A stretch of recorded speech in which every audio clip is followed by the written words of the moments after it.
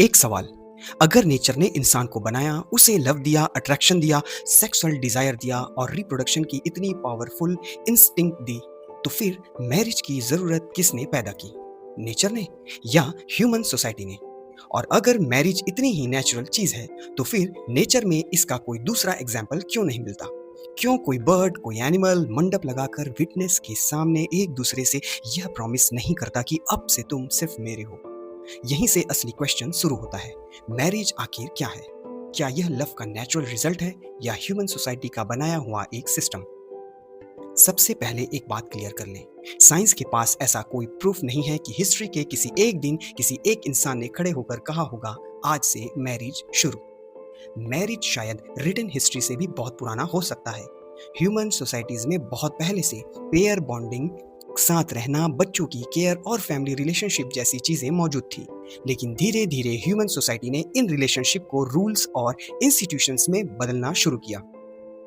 कौन किसके साथ रहेगा, किसका बच्चा किस फैमिली का माना जाएगा, प्रॉपर्टी किसे मिलेगी, फैमिली लाइन किसकी मानी जाएगी, किस व्यक्ति को किसके साथ सेक्सुअल रिलेशनशिप की सोशल परमिशन होगी, और अगर रिलेशनशिप खत्म हो जाए तो रिस्पॉन्सिबिलिटी किसकी होगी।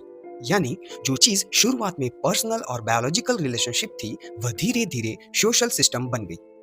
एंशियंट मेसोपोटामिया में मैरिज से जुड़े रिटन लीगल डॉक्यूमेंट भी मिलते हैं। उदाहरण के लिए ब्रिटिश म्यूजियम में लगभग 7th सेंचुरी BCE का एक एजेरियन मैरिज कॉन्ट्रैक्ट प्रिजर्व्ड है।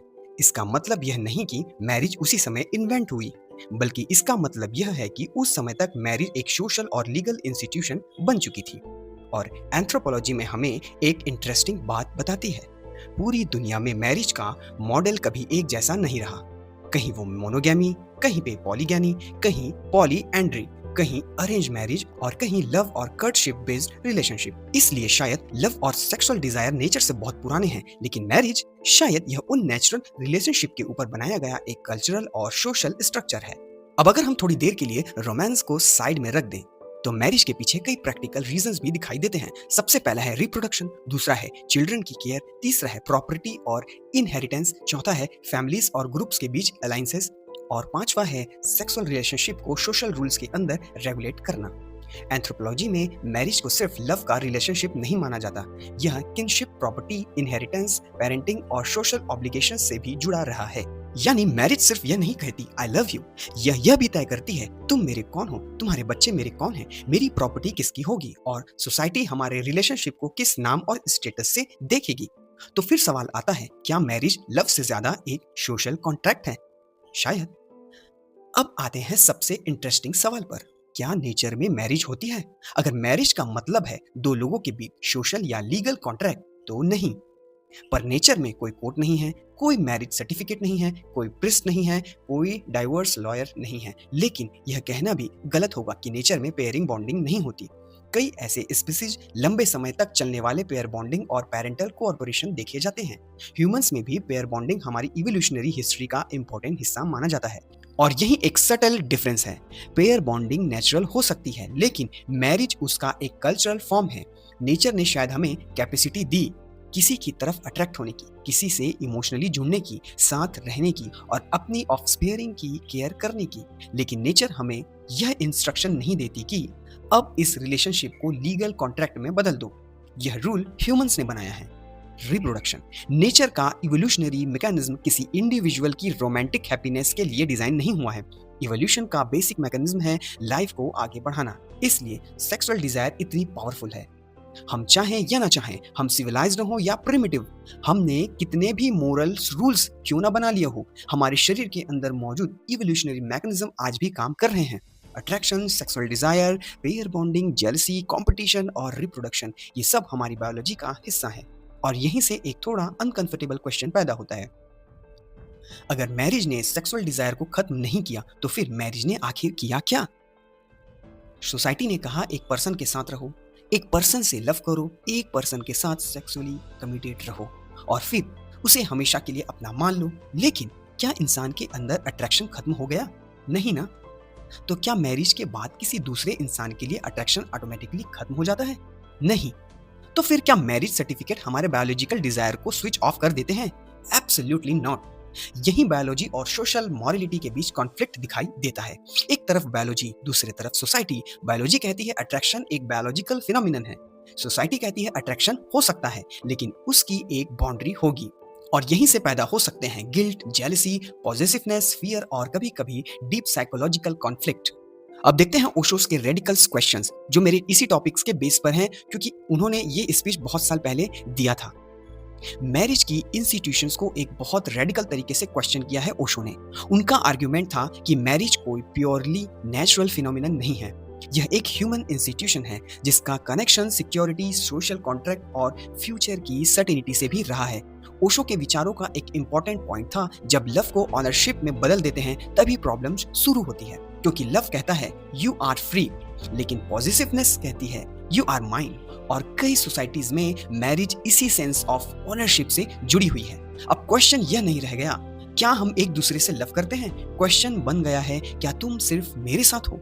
और इन दोनों क्वेश्चंस के बीच बहुत बड़ा डिफरेंसेस है। फिलॉसफी क्या कहती है? अब साइंस से थोड़ा बाहर निकलते हैं और फिलॉसफी के अंदर जाते हैं। फिलॉसफी का सवाल यह नहीं होता कि सोसाइटी क्या कहती है। फिलॉसफी पूछती है क्या यह वास्तव में ट्रू है? अगर दो लोग एक दूसरे से जेन्युइनली लव करते हैं तो क्या उस लव को वैलिडेट करने के लिए किसी इंस्टीट्यूशन की जरूरत है? अगर दो लोग एक दूसरे से लव करना बंद कर दें तो क्या एक मैरिज सर्टिफिकेट उन्हें फिर से लव करने के लिए मजबूर कर सकता है? और अगर लव खत्म हो चुका है तो क्या मैरिज कॉन्ट्रैक्ट उस डेड लव को वापस अलाइव कर सकता है? शायद नहीं। और यही एक बड़ा एग्जिस्टेशनल क्वेश्चन सामने आता है, क्या इंसान वास्तव में फ्री है या वह धीरे धीरे अपनी बनाई हुई इंस्टीट्यूशन का प्रिजनर बन चुका है?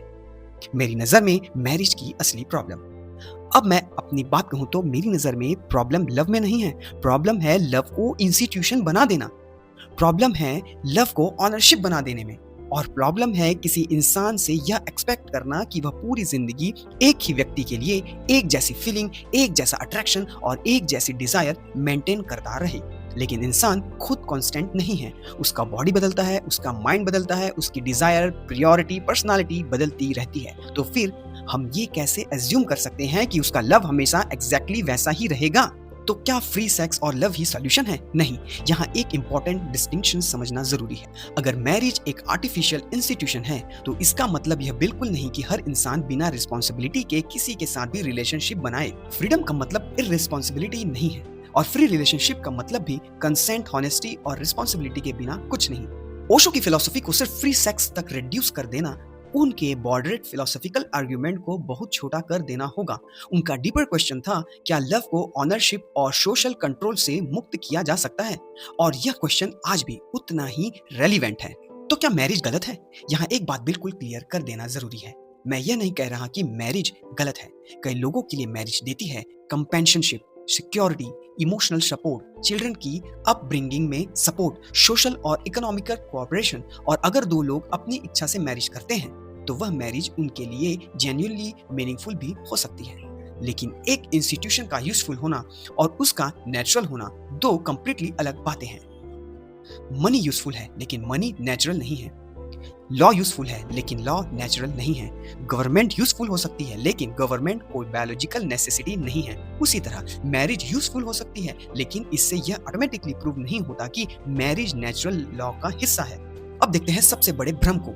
हमने रिप्रोडक्शन को मैरिज से जोड़ दिया है, क्योंकि रिप्रोडक्शन मैरिज से बहुत पुराना है। नेचर में पहले लाइफ आया, फिर सेक्सुअल रिप्रोडक्शन, फिर अट्रैक्शन, फिर अलग अलग फॉर्म्स में पेयर बॉन्डिंग, और उसके बहुत बाद ह्यूमन ने इन रिलेशनशिप को सोशल इंस्टीट्यूशन और रूल्स में ऑर्गेनाइज किया।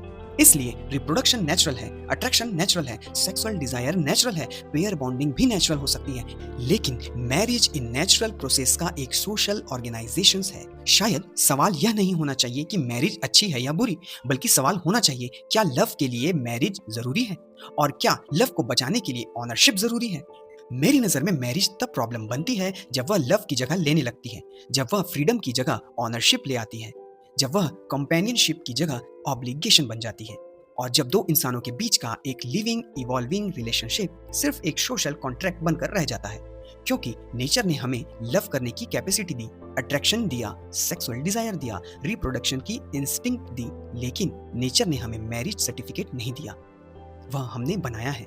हमने सिक्योरिटी के लिए बनाया है, प्रॉपर्टी के लिए बनाया है, चिल्ड्रन की सोशल आइडेंटिटी के लिए बनाया है, सोशल ऑर्डर के लिए बनाया है और शायद फ्यूचर को कंट्रोल करने के लिए भी। लेकिन नेचर फ्यूचर की कोई गारंटी नहीं देती। नेचर सिर्फ लाइफ को आगे बढ़ाती है और शायद यही सबसे अनकंफर्टेबल ट्रुथ है। नेचर को मैरिज की जरूरत नहीं है, उसे सिर्फ लाइफ चाहिए थी और लाइफ ने रिप्रोडक्शन का रास्ता चुना। मैरिज उस रास्ते पर ह्यूमन द्वारा बनाया गया एक सोशल स्ट्रक्चर है। इसलिए मेरे लिए फाइनल क्वेश्चन ये नहीं हो सकता कि मैरिज करो या मत करो। फाइनल क्वेश्चन है, क्या तुम अपने रिलेशनशिप को सच में जी रहे हो या सिर्फ सोसाइटी द्वारा दिए गए एक कॉन्ट्रैक्ट को निभा रहे हो? क्योंकि शायद लव को इंस्टीट्यूशन की नहीं, कॉन्शियसनेस की जरूरत है और जहां लव खत्म हो जाता है वहां मैरिज कभी कभी रिलेशनशिप को बचाती नहीं, सिर्फ उसके टूटने को लंबा कर देती है। और शायद यही उस इंस्टीट्यूशन का सबसे बड़ा पैराडॉक्स है, जिसे ह्यूमंस ने सिक्योरिटी के लिए बनाया। वही इंस्टीट्यूशन कभी कभी साइकोलॉजिकल सफरिंग का सोर्स भी बन सकती है। तो थैंक्स अबाउट इट, क्योंकि सवाल सिर्फ मैरिज का नहीं, सवाल फ्रीडम का है, सवाल लव का है और सबसे बड़ा सवाल, क्या हम नेचर को वास्तव में समझते हैं या अपनी बनाई हुई बिलीव्स को ही नेचर समझ बैठे हैं। मैं हूं डॉक्टर अंकित। वीडियो अच्छी लगी हो तो वीडियो को लाइक करें, चैनल को सब्सक्राइब कीजिए ऐसे ही कंटेंट के लिए। नमस्कार साथियों।